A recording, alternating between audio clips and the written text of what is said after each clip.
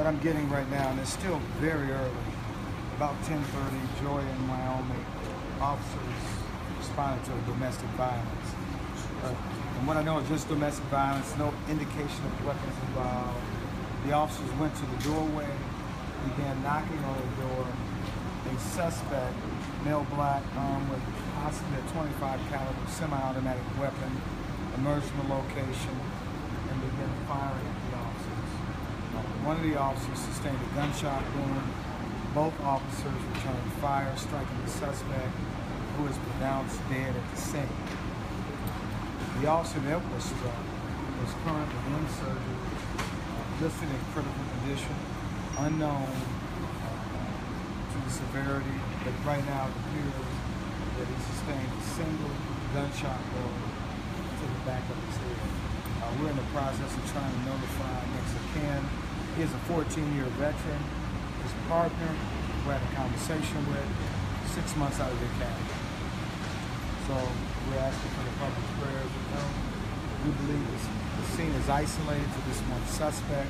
But again, this was a domestic violence. Officers assigned to the second precinct. And this just speaks to the danger police officers face every day. Very dangerous. As I've oftentimes said, our officers go to danger, high risk, whether it's a traffic stop, and certainly domestic violence calls tend to be the most high-risk calls that officers handle each and every day. Now, what I do know preliminarily is that this suspect may have not been the parties involved in domestic violence. So we're not certain as to his role in this incident. The victim who called, the female victim called, has no connection to this suspect preliminarily. Chief, our thoughts and prayers with that officer, your DPD family. Talk about all the people standing here very much on edge because they want to hear that he's going to survive, he's going to be okay. Yes, very much on edge.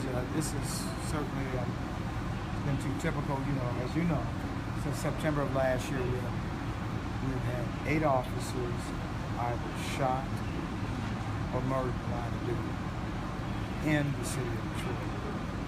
So certainly a high risk work that they do each and every day. So again, I just briefed out this officer who worked with the officer who's being treated, and they wanted to know. I didn't have a lot to tell them because it's currently in surgery. Was it a chaotic scene when officers arrived? Do you know anything about what they were faced when they got to that domestic run call?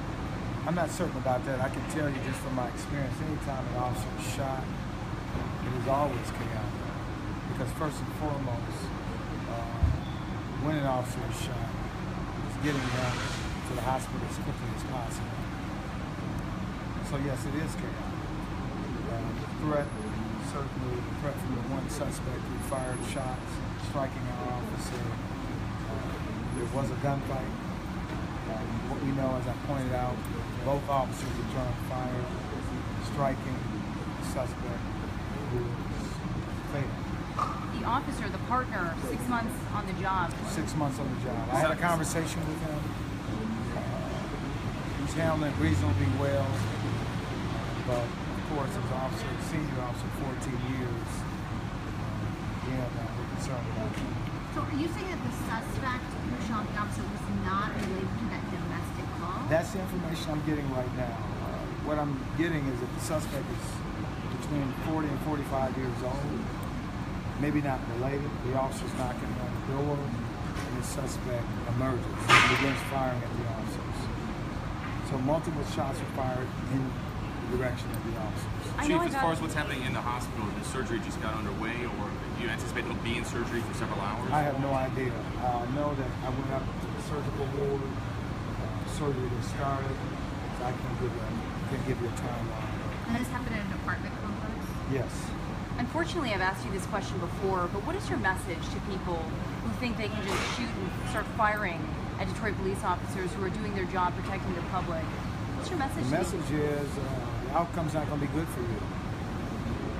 Clearly, they understand it, and to even suggest or think that maybe you didn't know it was the police, that's not acceptable. Police were called there. It was a radio call of domestic violence. So we have no idea what the suspect's motives was at the time. I just don't know. I wish I knew more. As I know more, I will certainly let you know. Chief, have you been able to have a conversation with that officer's family or speak with him directly whatsoever? I have not. Are you able to share what words of encouragement or wisdom or hope or guidance you shared with your officers who are clearly traumatized by this? Well, I just gave them an update. Certainly the fact that their colleague is in surgery right now with a gunshot wound to the head is serious. And so I just want to let them know that he is in surgery. I have no update. In fact, I talked to his partner first because generally that's the person that is most traumatized because he's involved in the situation. And I want to make sure he's here with us and we're getting him regular updates. I know you mentioned 14 years. Is there anything else about the officer who was shot that we should know or that you can share with us? That's all I can share right now. Again, we're very protective of the officer's identity, as you can understand. The most important thing is that this officer recovers from this injury.